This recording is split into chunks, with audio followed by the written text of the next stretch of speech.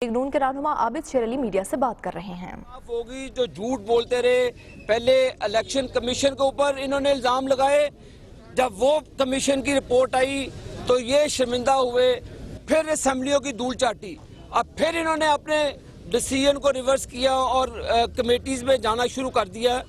मैं समझता हूँ कि अब वक्त आ चुका है कि ये झूठ बोलने वालों का कला कमा किया जाए, जिन्होंने कौम का कीमती वक्त ज़ाया किया है, कीमती वक्त ज़ाया किया है। और ये अब कोर्ट के अंदर तरीके हैं और शेख रशीद जैसे बेपैंदे लोग सियासी तौर पे यतीम हो चुके हैं। मैं समझता हूँ कि शेख रशीद का लाल हवेली से सियासी जनाजा निकलेगा इंशाअल्लाह ताला, और भापड़ा बाजार जहाँ पे ये बात करता है वहाँ पे सियासी जनाजे को कंधा देने वाले दो लोग भी नहीं मिलेंगे इसको। लिहाजा ये लोग अब शर्मिंदा होंगे इंशाअल्लाह ताला। और वो दूसरे लोग जो पीपल्स पार्टी के हैं, मैं सवाल करता हूं कि जो पीपल्स पार्टी के दौर में स्प्रिंट लगी हुई थी करप्शन की, अरबों डॉलर लूट के ले जाए गए। बिलावल साहब से मैंने उस दिन भी सवाल किया था, इनकी आंटी अयान अली किसके पैसे लेकर जा रही थी? इनकी आंटी अयान अली ने अरबों डॉलर लेकर गए और पता नहीं कितनी मरतबा लेके गई। और उसके बाद इनके अंकल जो शर्जील अंकल हैं, अरबों रुपए लेकर गए, इनके घरों से 3-3 अरब रुपए निकले, लेकिन उसका एहतसाब बिलावल साहब आपको देना पड़ेगा, आपको देना पड़ेगा। आप अंकल टॉम क्रूज बनकर आए हैं, किसी को चाचा पुकारते हैं, किसी को अंकल पुकारते हैं, किसी को फुप्पी पुकारते हैं। लिहाजा आपसे कौम एहतसाब मांगेगी। आप इंशाअल्लाह ताला आप अपने वालिद साहब को लाए ना, पाकिस्तान क्यों नहीं लाते? किस चीज का डर है उस शख्स को?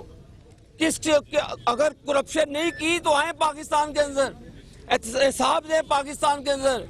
कभी आपके ऊपर सरेमल का स्कैंडल था, आपकी वालदा मोहतरमा बेनजीर शहीद का नाम भी पैनामा पेपर्स में है, उसका बेनिफिशियरी ऑनर कौन है? आप अपना जवाब दें। आप भी कौम आपसे ये नहीं है कि आपके पिछलों ने डाके मारे और आप कहेंगे जी कि मैं वजू करके हजी नमाज़ी पढ़ लूं, ऐसे नहीं होगा। आपको भी यहाँ पे आपका भी अब एहतसाब होगा। हमारा तो अल्लाह के फजलो करम से हो रहा है और हमने खुद पेश किया अपनी खुद एहतसाबी के लिए, और आप अपनी करप्शन बचाने के लिए कभी आंटी जरीना बन के तकरीर करते हैं, कभी कुछ पद बन के करते हैं, लेकिन ये अब ढोंग नहीं चलेगा।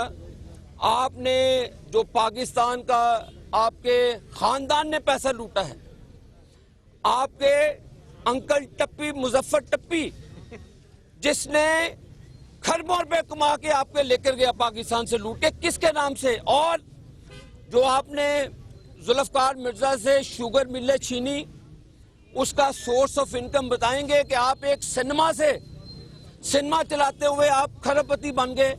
अब आपको भी अपना एहतसाब कटवाना होगा कि आपने जो शुगर मिलें 3 जुल्फकार मिर्जा से छीनी, वो किसके बेस पे छीनी। और सारे सिंध को पता है कि इनके अंकल टप्पी इनके फ्रंट मैन है, अरबों खरबों रुपए इनकी जेबों में डाल के इनको लूट के दिया और इनकी जिंदगी पुरसाइश बना ली। और पाकिस्तान और सिंध की कौम को ये भूखा मार के गए हैं। लेकिन बिलावल साहब, आपको अब अपने अंकल आंटियों और फुप्पियों का हिसाब किताब देना होगा।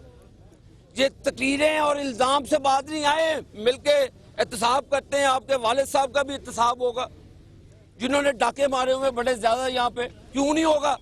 उनके ऊपर बेशुमार करप्शन के इल्जाम हैं और भी उनको बहुत कुछ लक़ब दिया गया। लेकिन हम अकाउंटेबिलिटी पे यकीन रखते हैं, अदालत उज़्मा के तक़द्दुस का उनका एहतराम करते हैं, अपनी आलिया अदलिया का एहतराम करते हैं। ये इंशाअल्लाह हमारी फतह होगी।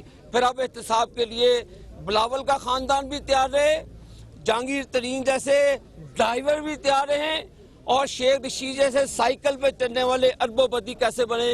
और बेनामी है इनकी, खैरा गली के अंदर इनके अपने घर किसी के नाम पे रखे हुए हैं। I9 के अंदर घर और करोड़ों रुपए का है, वो भी किसी के नाम पे रखा हुआ है।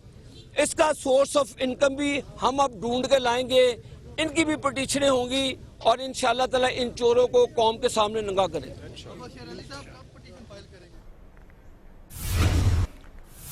आप देख रहे थे कि आबिद शेर अली मीडिया से गुफ्तगू कर रहे थे और मीडिया से गुफ्तगू में उन्होंने तमाम जमातों के सरबराहान को तनकीद का निशाना बनाया और उनका ये कहना था कि वक्त आ गया है कि झूठ बोलने वालों का अब कला कमा किया जाए।